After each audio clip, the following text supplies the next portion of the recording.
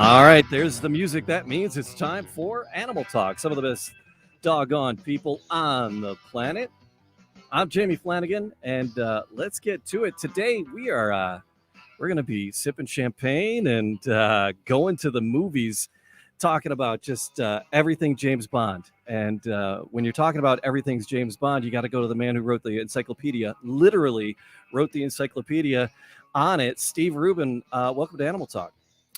Thank you, Jamie. How you doing? Excellent, excellent. So, Steve, you wrote, just a myriad of books: the Encyclopedia on the Twilight Zone, the Encyclopedia on James Bond. You wrote a children's book about. Did you say it was a fox or a kitten? A kitten.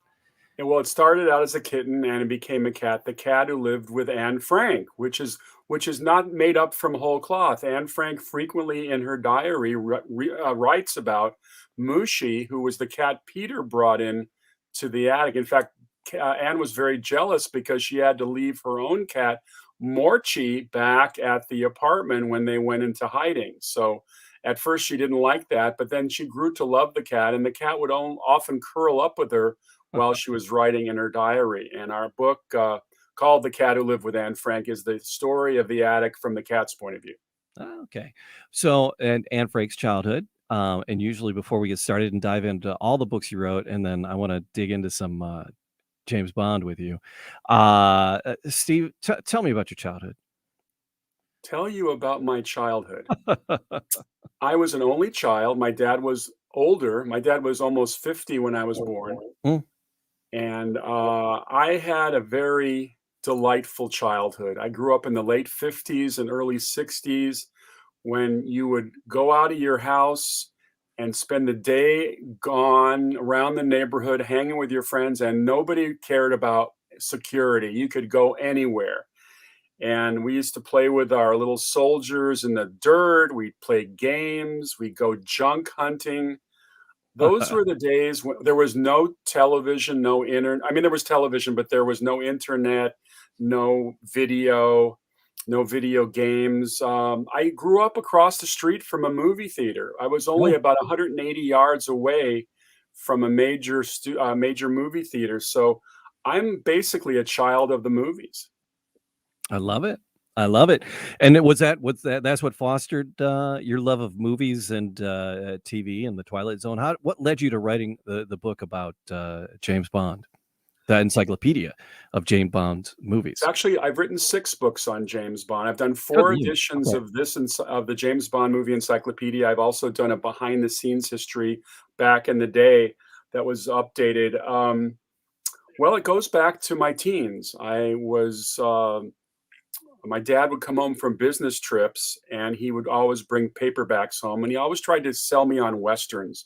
And I said, nah, there's 50,000 Westerns on television. I don't think I want to read about Westerns. But one day he dropped a paperback on my desk and it had a picture of a nude woman on the cover. Hey, Uh, she game on. was she was she was covered in gold, and her private parts were covered as well, but she was still nude. The title of the book was called Goldfinger. Mm. And I said, what is that? Now Way this to is go, Pop. this is this is at the time when these Signet paperback Ian Fleming books were popping up on my fellow middle schooler desks. They were all different colors, and I remember the Goldfinger book was blue, and I started to read. Now this coincides with the Christmas release that year of Goldfinger, the Okay. first James Bond movie I would see. And it was a big event. I remember because we very seldom journeyed into Hollywood. We usually went to movies theaters in our neighborhood. And as I mentioned, we were across the street from the old Fox West Coast Stadium in West LA. But we went up to the Chinese to see the Goldfinger, which was a big deal in those days. Ooh, yeah. And oh my God, what a viewing experience Right. was. I mean, it's now, let's see, it's now over 56 years since the release of Goldfinger, 57 years, Hmm. and Goldfinger still plays. I mean, I can watch it tomorrow and quote dialogue from it, but it made a big impact on me. Yeah. And I remember just becoming a total James Bond fan, as we kind of all were back in the mid 60s. The following year, just 1 year later, they released Thunderball, which was even bigger than Goldfinger in terms of box office. So I was a dyed-in-the-wool Bond fan. And then starting in the 70s, I had worked for a Chicago film magazine called Cine Fantastique, which covered genre. And I'd kind of perfected a type of forensic research onto the making of classic movies, where I would track down the people who made the movie, particularly the writers and directors, and I would piece together the history. I called myself at that time a film archaeologist, and that's kind of what I was doing. I was digging, but I was digging into the history of movies. And my first book we had published after college was called Combat Films American Realism 1945 to 1970, which was an examination of movies about World War II. But the book sold about 500 copies. And I said to myself, if this is the future of me writing books, I might as well get out of the business. I got to find a topic that people will really want to read about. And I happened to discover that no one had done a behind the scenes history of the Bond movies. And that started me on that road, which led, of course, to the encyclopedias later. So I've been writing about Bond for over 40 years. Okay. And it ended up being you said you said 6 books on Bond? 2 editions of the behind the scenes history, which was called the James Bond Films of Behind the Scenes History, and 4 editions of the James Bond Movie Encyclopedia. The latest is out now, includes No Time to Die. Okay. Spoiler alert, apparently there is.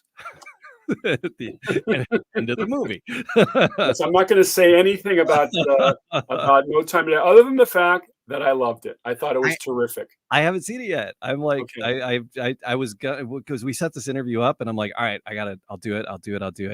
And then this week, I teach high school, and so being in public in Michigan, it's been a challenge this week.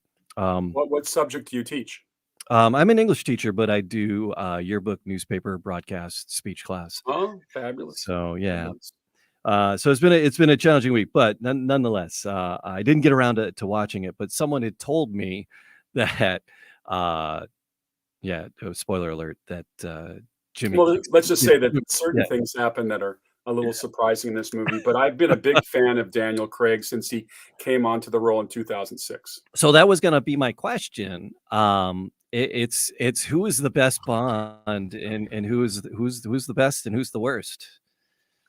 Well, it's kind of axiomatic that you love the Bond you grow up with. Mm-hmm. So for me, it was Sean Connery. You know, I just that Bond he played was just the right amount of grit.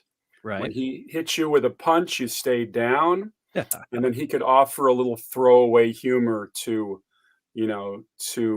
set the tone. I'm always reminded of that moment in Dr. No when he's being chased by the hoodlums in the hearse, and they go over a cliff and explode, and a construction worker comes running up and says, "How did it happen?" And Connery looks with a total straight face. "I think they were on their way to a funeral." And that set the tone for humor, not direct humor, what they Right. call throwaway humor. Uh, When Roger Moore came in later, then yeah. it was a little bit more of a humorous thing because Roger was very good with light comedy. But Connery was my favorite. But I have to say that since 2006, I've been a dyed-in-the-wool Daniel Craig fan. I think we needed a new Bond for the 21st century that kind of brought us back to Connery's ruthlessness. Yeah. I mean, Sean will always be the standard and the golden standard, the golden finger standard of it. But Daniel, just brought it, and because the Bond just it starts with a chase scene, right? It always starts with a big chase scene, and Daniel Craig, that chase scene at the beginning was just on foot, and just the chase scene was just running, and you're just out of breath watching it. That just blew me away. I'm like, oh my, all right, we'll give this guy a chance. Oh yeah, and by the way, the guy who was chasing Sebastian Foucan Yeah, was one of the creators of parkour. So you were seeing a lot of stuff that there was no special effects involved. right. This guy literally could jump off buildings, and it was an extraordinary film. That first one, Casino Royale, and I think I'm kind of sorry to see him go. It looks like Craig will have done his last one, and they'll bring in a new Bond. But the series has survived multiple Bonds. Yeah. Uh, Yeah. in It terms of survived. If it survived Ted, it could survive anything. well, the thing is that everybody has brought something different to the table. Yeah. My least favorite Bond would probably be Timothy Dalton. Okay. Again, I thought he was a good actor and he brought a seriousness to the Bond films, but he Yeah. just wasn't my favorite. I didn't think the movies had the kind of panache you needed for that character. But he's a very good actor, and I also think Pierce Brosnan was very good as well. Loved Pierce Brosnan. Yeah. Yeah. Yeah. Yeah. Yeah. So and he needed to, it seemed like he was, after just that the TV series, he seemed like he really needed to do about at least a Bond movie. Well, It just he was supposed to do Bond. and he was tied up with the TV thing. He was tied up with Remington Steele. That's why Mhm. we got Timothy Dalton. I always thought that the producers thought of Timothy Dalton as kind of a placeholder until Pierce Brosnan arrived. Because what had Yeah. happened when Roger Moore came in '73 with Live and Let Die, he had a big personality from television. People knew him as a very attractive, the Saint. He was on a series called The Persuaders. He originally originated with James Garner and Jack Kelly and Maverick. I So love watching The Saint.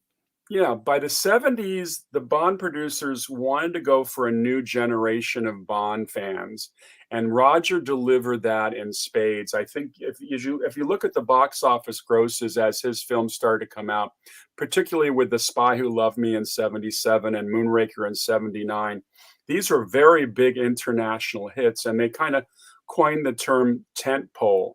Mhm. And of course, Hollywood is all about tent poles now, these big effects laden extravaganzas epitomized by the Marvel Universe and DC.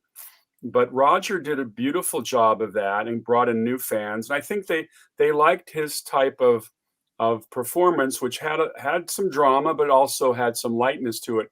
And that's kind of what Pierce Brosnan was all about. He brought the seriousness, but he could also turn a phrase because he handles comedy well. Well, that was kind of stymied. So they brought in Timothy for a couple films, and then they got Pierce. Yeah. So it just before we get off the bonds, I have another. But Ted, is it Lassenberry? Is that it? Is that how you Oh, say you that? mean His George last name? Lazenby? Lazenby. George, not Ted. George Lazenby. George Um, Lazenby. Now, George Lazenby, by the what a way, what a freak! I mean, his story is just oh, it's very amazing. freaky. I He's like knew such a some of this yeah. because he lied his way through all of his auditions. He basically said, "Oh, I've done a bunch of films in Eastern Europe," and of He course, did in the those same days, thing. pre-internet, there's no way to check that. So when Peter Hunt, the director, now Peter is an interesting story because he had edited the first 5 Bond movies. So they gave him On Her Majesty's Secret Service as his directing debut. So he was ready to, loaded for bear. Unfortunately, Sean Connery walked, so now he doesn't have Connery. And then secondly, he's informed by Lazenby that he has no acting experience. None. None. It's great. So what he did was because he was like a model and he was doing some TV commercials. He wasn't an actor by any means. And then someone said, you're going to be the next James Bond. You got to go and audition for this. And he's like, I'm not an actor. I don't want to do it. And they're like, do it, do it, do it. So he goes and he's like, all right, if I'm going to do this, I'm going to do this. So he goes to London and he knew where Sean Connery got his haircut. So he went in and he goes, give me the Connery. So he gets his haircut and then he goes to the tailor, James Bond's tailor, Sean Connery's tailor. And he's like, I need a suit. I need something that, Sean would wear. And they're like, it's going to take us, 6-8 weeks. And he's like, we can't. He goes, my interview's like this week. He goes, I need a suit now. He's like, well, there is one suit that Sean never picked up. And so he paid him an ungodly amount of money and bought the suit and had it just, they just had to taper it just a little bit for him. And I bought himself a Rolex. And he walks into the interview. He's like, I hear you're looking for a new James Bond. And the guy was just mesmerized by the look because it was like, it was the look, couldn't act. And so they were enamored with him. And then the ball was rolling. And then when the director said, well, how much experience do you really have? He's like, yeah, he tried to come clean. He goes, I got none. He's like, they're like, oh crap, we're stuck now. And they just went with it. And yeah, it's just his whole life is a fiasco. He's Oh yeah, he's an yeah. Well, interesting. Peter Hunt told me that once he found out that Lazenby had no acting experience, he came up with a little bit of a plan to keep him a little bit off base, to not make him too comfortable, because by being a little pissed, he got a performance out of him. And I like that. Peter was smart. He stayed away from him a lot, didn't give him a lot of instruction, didn't want to overburden him.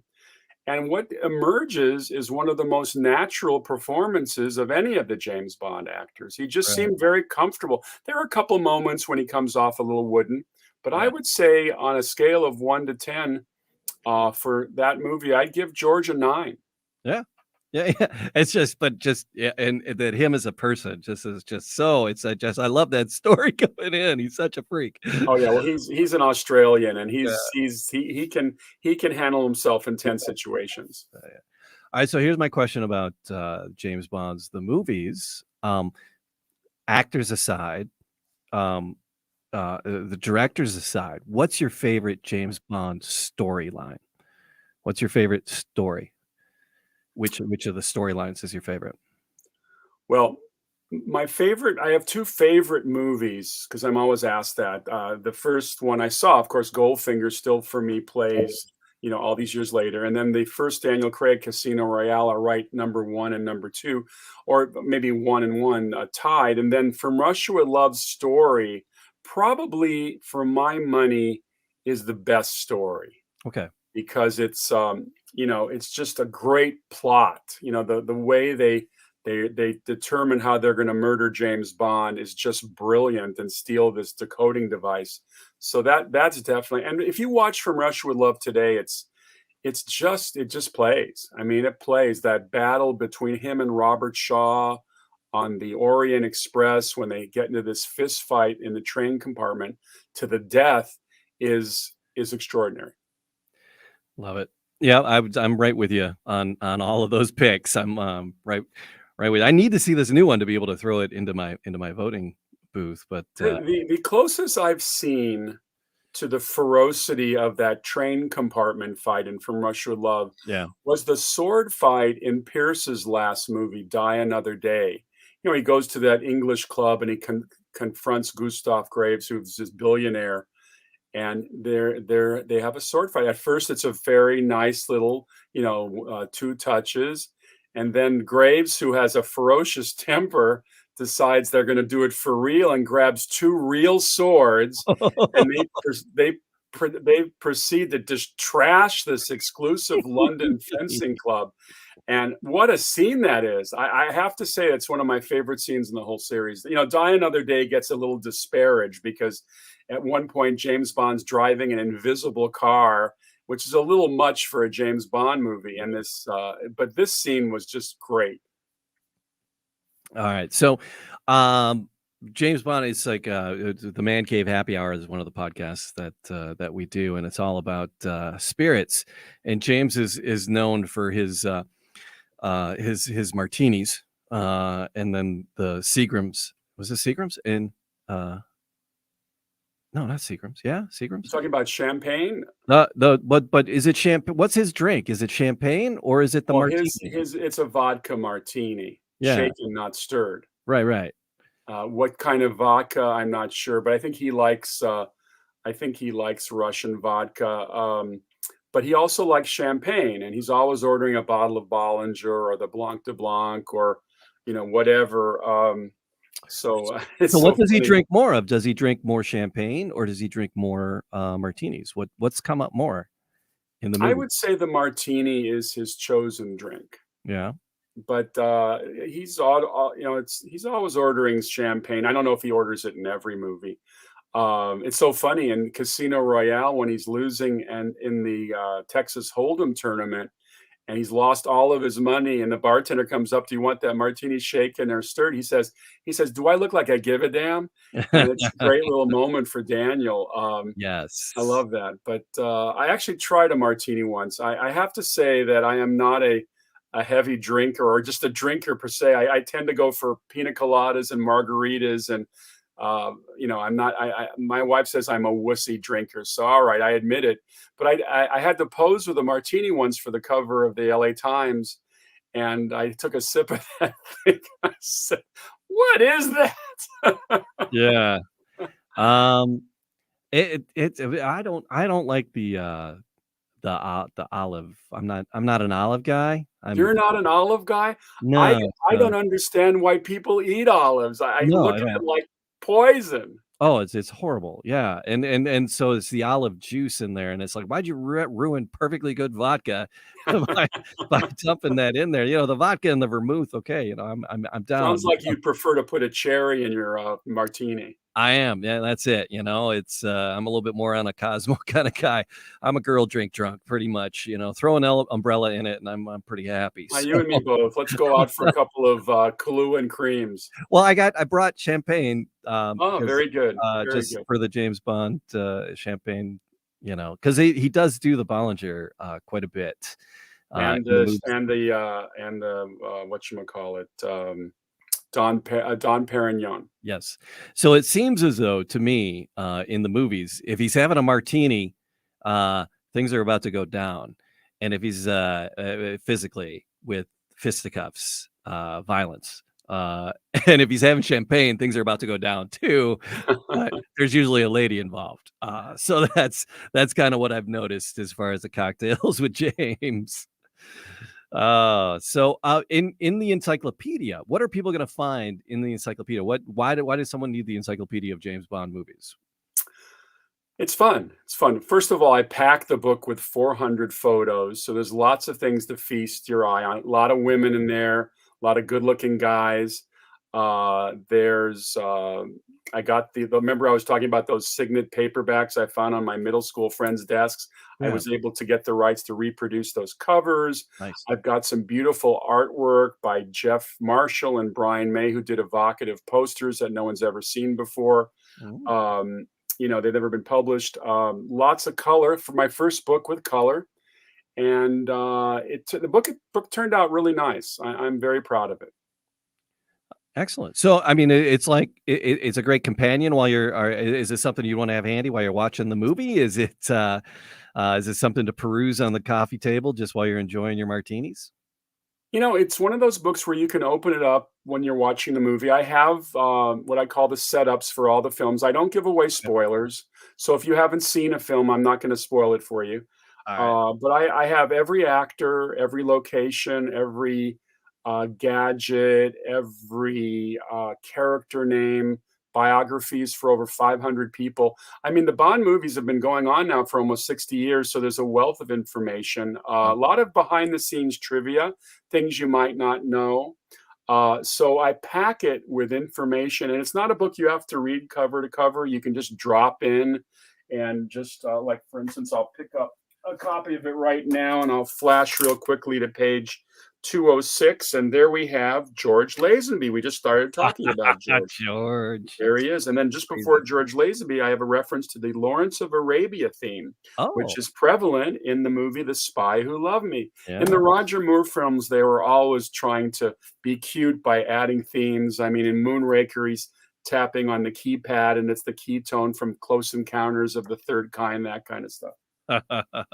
So what's something surprising that you found in your research that most people don't know about Well, James actually, Bond? this was very surprising. I was asked to do a commentary track with my friend John Cork, who's also a prominent author and Bond historian, for the 1967, actually, excuse me, the 1983 semi-remake of Thunderball. It's called Never Say Never Again. It was, done by, it was kind of a rival studio Bond because the Albert R. Broccoli and Harry Saltzman, who produced all the Bond movies up through The Man with the Golden Gun, didn't have the rights to Thunderball. So they remade it as Never Say Never Again. So I was interviewing one of the uncredited screenwriters, a guy named Lorenzo Semple Jr. Now, Lorenzo Semple has a reputation in Hollywood. He used to write for Batman back in the 60s, the ABC Batman. And then he wrote a great Robert Redford thriller called 3 Days of the Condor, which is a Okay. great thriller. But Yeah. Lorenzo, back in the 50s, he told me this. worked for a producer named Gregory Ratoff, and Gregory Ratoff was an actor under contract to 20th Century Fox, character actor type, also producing, and he was the first producer to ever acquire an option on a James Bond novel. He was the first to get the rights to Casino Royale, and he told me that they were grooming it as a vehicle for Susan Hayward, who was an actress under contract to Fox at that time, and who would shortly win an Oscar for Best Actress for a movie called I Want to Live. But it's amazing to me that if this had happened, and of course it didn't happen, Bond could have been not James Bond, you probably would have been Jane Bond, Well, which is interesting, especially these days with a lot of female empowerment and women getting major roles, not only Wonder Woman, but all across the board. Captain America. There you go. Not Captain Absolutely. America, I'm sorry, Captain Marvel. Captain Marvel. Captain Marvel. That was I just people were really like, "Oh, is it going to be any good?" I just I'm a goof on the Marvel movies, and yeah, they nailed it with that. She nailed it. I just yeah, I love powerful women in film. I think yeah. it's just great. And we're seeing a lot of that these days all across the board. And it's just so much fun because they've got to catch up with the guys who've been dominating action shows for years. And I have a lot of fun. Uh, Charlize Theron was doing that movie about the old boys or the old guys, and I love that. So it's been fun. What did I just get through watching? I got through watching Red Notice, which is a movie on Netflix right now with Ryan Reynolds and The Rock with Gal Gadot, and there's some great repartee between Gal Gadot and the guys. It is, it is. That was they did a really cool thing, The Rock and the producers on that. They did a special screening for educators and first responders. So if you were a teacher or if you were a police or fire or medical, they had this opportunity. You could sign up and you could do a pre-screening of it, and Netflix would send you a special code, and you got to see it early for free. Plus, they sent you a food delivery coupon. It's like, and so you got a free food delivery, so you could have dinner, and they sent you dinner and a movie. So all these first responders, because that's as I mentioned earlier, I teach high school, so I was able to here in Metro Detroit, and because I live a double life. Like James Bond, I live a double life.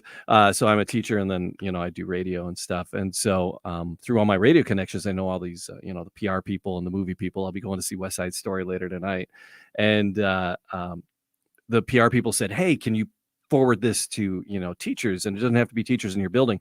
So a bunch of my teachers in my district did it, and then I belong to a journalism organization here, MIPA in Michigan, and was able to hook them up with a screening of the Red Dawn. It just props to The Rock and them for having done that, and that was very, very cool. And it was a fun little movie. It was fun. It was fun. It's not a great movie. It's a fun movie. And you know something? Fun movies are to be prized these days Yeah. because movies, for my money, have gotten too serious. We need more fun. I actually work in Hollywood every day. I'm out there trying to sell comedy features. I've been focusing on comedy the last 8 years, and we've got a bunch of projects we're working on, and we really want to bring back some fun comedies to the table because we need them. Do we need how to learn how to laugh again? TV is exhausting. It's the only way to explain it. It's just all this reality stuff, because my house it was built in 1831. I got a 200-year-old house, and so we're always fixing something. And we love watching how to and fixer shows, but even the fix it up shows are like so reality and scripted and just a pile of horse poop. I get frustrated. I'm like, no, I want to learn how to, I got to go back to PBS and this old house if I really want to get anything, because all these other ones are just so scripted and so yeah, we need more just real comedy. These 90 Day Fiancés and all the engagement shows. It's just not my bag. So I'm just a cranky old man. Get off my lawn. What is it? We just wrote a spoof, which we have high hopes for. We always loved that, which was a straight drama, the great Henry Fonda courtroom drama, 12 Angry Men, which Okay. always plays. So we've just written 12 Anxious Men, Mm. and it's about the most dysfunctional jury ever, and they have to convict or not convict a serial clown killer. And Is Richard Lewis available? We get him. He's in there. I oh, love Richard Lewis. He's got to come in. He'll be the foreman. It'll be great. Richard Lewis used to sit by the pool in my apartment building. Nobody knew who he was. I love him. He's out there in shorts and black socks. I'll never forget it. And he's making notes. I'm sure he was writing comedy. Oh yeah, he'd be perfect. Yeah. You gotta see. He's probably, I don't know, what's he doing? Maybe he's available. Maybe we're gonna need at least 12 actors. I'll tell you that much. Oh, all right. So the Bond, you also did the Encyclopedia of the Twilight Zone. So Rod Sterling, he passed back in 1975, right? Yes. So Rod you Serling. didn't get to talk to him for the book. So where did you pull your sources for the book? Well, I became very friendly with his widow, Carol Serling. Okay. And Carol Serling lived in Pacific Palisades. She had seen a short film I had directed as an experiment. I actually remade an episode of The Twilight Zone back in '98. One of my favorite episodes was not one of the more popular ones, but I enjoyed it very much. It was called The Seventh is Made Up of Phantoms. And it's about an Army tank crew that's on maneuvers in modern day South Dakota. And they go through a warp and they end up following the train of the Custer's Last Stand. Oh, okay. So we actually shot it out at Camp Pendleton near San Diego with real big armored vehicles, and Nice. it was considered an exercise for the Marines. So Carol liked the film very much, and I began to get research material from her, including a lot of photographs. You write encyclopedias, Jamie, you got to have a lot of illustrations, because as fun as my writing I think is, they want photos. And one of the goals in that book, I would argue that in the 5 years and 156 Twilight Zones that were produced, they had probably the finest cast of television actors ever. They had to start over each week. They had to bring in new people. Yeah. And so I have over 500 bios in that book as well of all these people who need to be toasted and remembered. And even though there'd been some Twilight Zone books out, I didn't feel that they did justice to the performers. And then once again, I did my research, finding as much behind the scenes information, and I interviewed nearly everybody who's still alive from the series. So I was able to collect some more great behind the scenes facts. And Carol opened up the files, so I got the actual salaries these people made back in the day, which is just very funny. It's just, these shows were not produced for very much money. Sure. Yeah. It's interesting. My wife and I, it's our running joke. It's like, a loaf of bread ain't 10 cents anymore. It's like when we complain about the prices, because that's something her father would say. It's like, I don't know, a loaf of bread ain't 10 cents anymore. Yeah, well, tell that to me, who fills up his car the other day, and it's $6 a gallon. Oh, crikey. Yeah. So it's like, looking back at those historical fees. One of the other podcasts I do is called Detroit City of Champions, and it's all about 1935, because 1935 was just astounding in Detroit. We had Joe Louis, who didn't win the championship in 1935, but there were 33 other championships, including the Lions winning their first, the Tigers winning their first World Series, the Red Wings winning their first Stanley Cup, and 30 other championships. It's an astounding story. I'm the author of it. But digging back that far back in history, it's hard to find things. But looking at Joe, because we do the conversion about how much Joe made in 1934 and the purses that he won in 1934, and it's like this, $100 purse, a $50 purse, to these, $10,000 purses, but $20,000 purses, but those, translating to now, we're closing in on, 1,500,000 figures. But it was funny to see the price differential. That can literally make you go crazy. I was just reading about Corey Seager, who left the Dodgers last month to go over to the Texas Rangers on some deal that's worth $325 million. I mean, this is Fantasyland time. I guess what? It's like, I mean, here's a funny note. um, the Twilight Zone was never a ratings hit. You know, what Right. he had Serling had to fight to keep it on the air every year. He started to do commercials to support his show.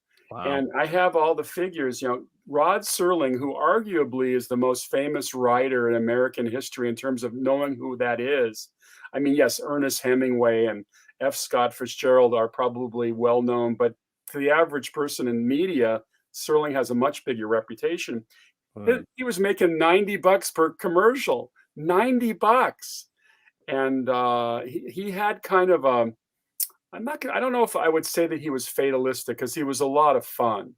But I think because his dad died at 50, I think he was worried that he had to make as much money as he could before he got to a certain age. And ironically, he also died at 50. Of Wow. course, smoking 5 packs of cigarettes a day didn't help.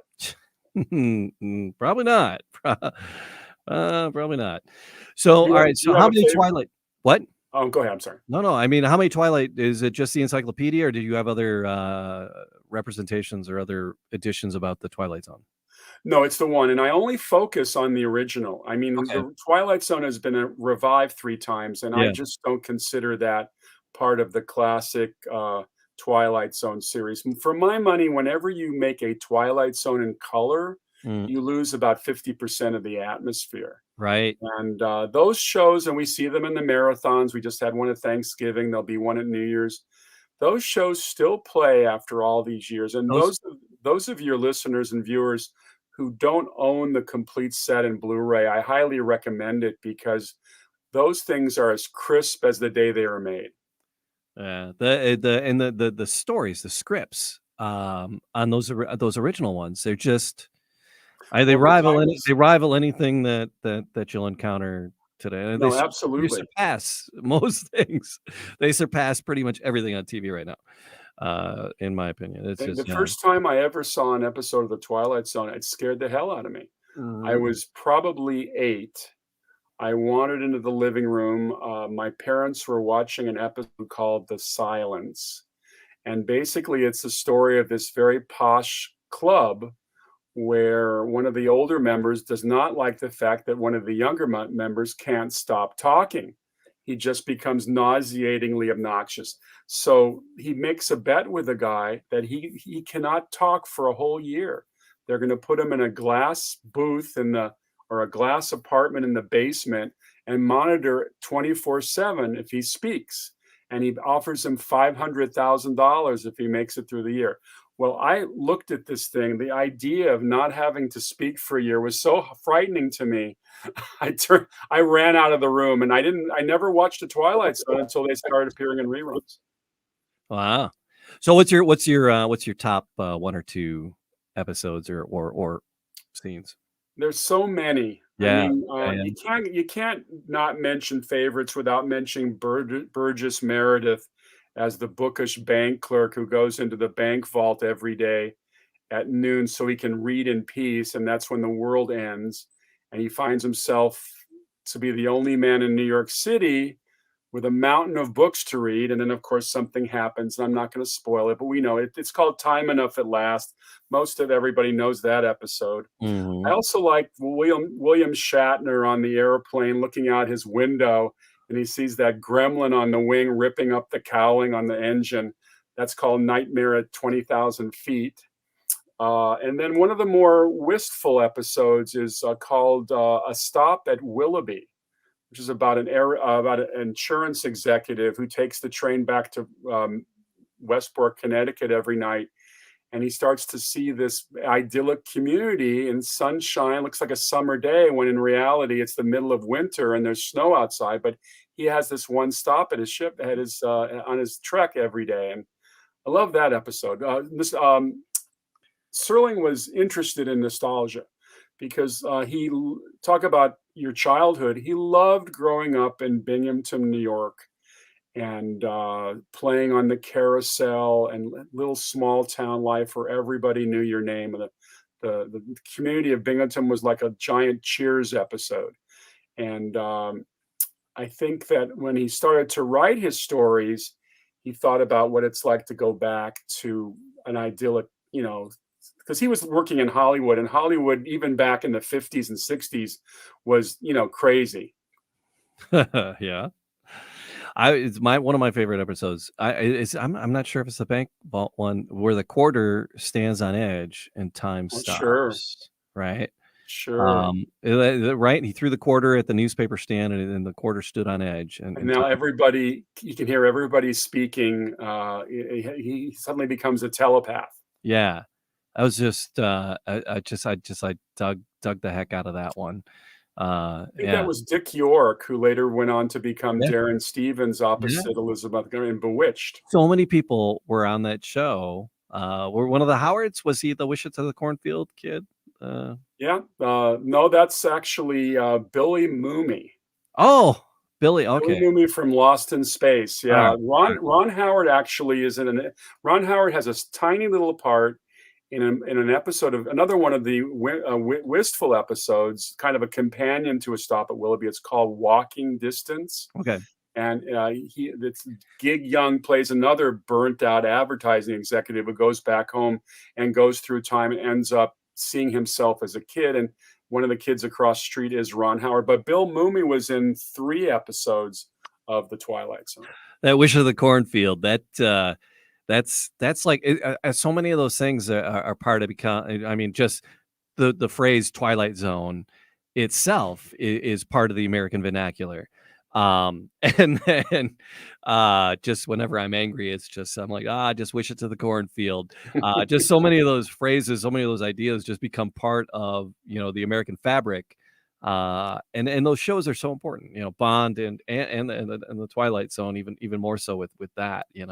Well, it's nice to write about a subject that everybody immediately identifies with, and I enjoy that. And The Twilight Zone, here it is, 2021, going into 2022. I mean, 50 years from now, they'll still be watching these old episodes that were produced in the 1950s and 60s. They play and play and play. I think Serling tapped into something that just is very special. He's a very smart filmmaker and writer. I discovered something. You know how in regular shows there's a lot of product placement these days? You drive into a Chevron station, you go by McDonald's, a lot of signage, it's just everyday stuff. Oh yeah, If yeah. you watch these 156 episodes of the original Twilight Zone, there are only 2 times in the whole series where you see anything even closely representing product placement. The very first episode, which is the pilot of the Twilight Zone, is called Where Is Everybody? Earl Holliman is wandering around this town. He can't find any human beings. And he wanders past a gas station, and you see a sign for a type of oil. And I discovered that was a real type of oil. Okay. But the only other reference, and that is hardly product placement, it's just signage. And then there was a reference at one point where somebody's given a Mickey Mouse watch. But there's no representation of anything familiar, which I think is part of the success of the series, is that along with the black and white photography, you're already starting out, you're a little unsettled. You're not looking at something that's that comfortable. You can't get settled in your seat because you don't know what's going to happen. And I think that's part of the success of that series.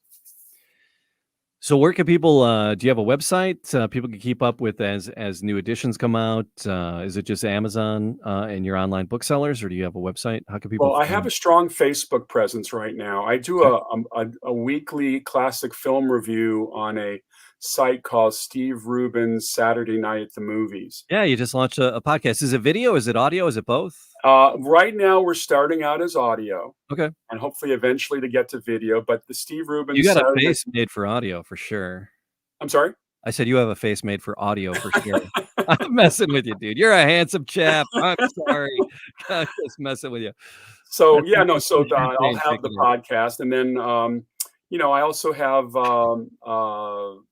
Facebook pages for the James Bond movie encyclopedia, for the Okay. Twilight Zone encyclopedia. I mean, I just have a basic Facebook page, Steve Rubin, Rubin. People reach out to me all the time. I'll eventually get a website. I'm kind of grooming myself for hosting work as well. Hopefully, to do some hosting and curating of classic movies.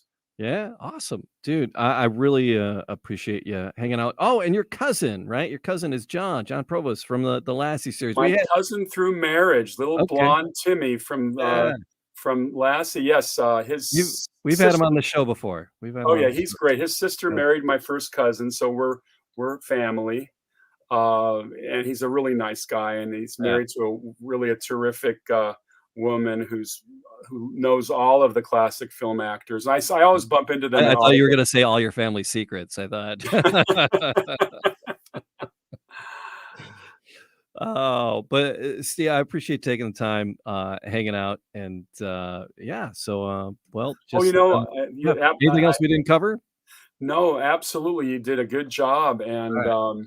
I I'm happy to. Oh, and my books are available on Amazon, by the way. The James Bond Okay. movie encyclopedia, the Twilight Zone encyclopedia, they are available, and uh, uh, happy to talk to everybody about these great subjects. Awesome. So, thanks so much, and, maybe we'll revisit and go through because I can talk Bond all day. So, I'll finally see the last movie, and then we can talk about that. How about that?